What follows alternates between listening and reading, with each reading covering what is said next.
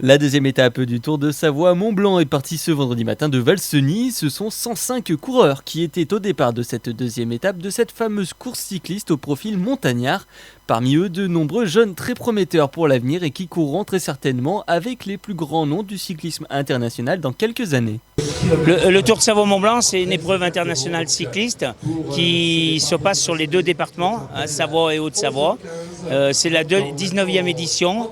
Et maintenant, c'est une course de très grande renommée, de haute montagne, qui permet la session pour les sportifs au plus haut niveau.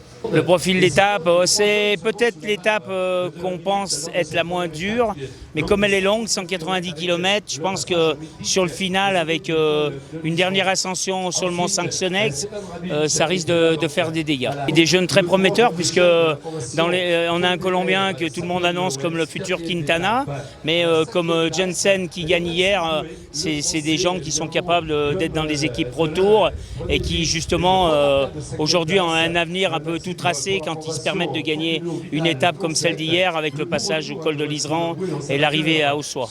Après les 188 km de course entre Valseny et Cluses, c'est le Colombien Egan Harley Bernal Gomez qui remporte la course en un peu moins de 5 heures.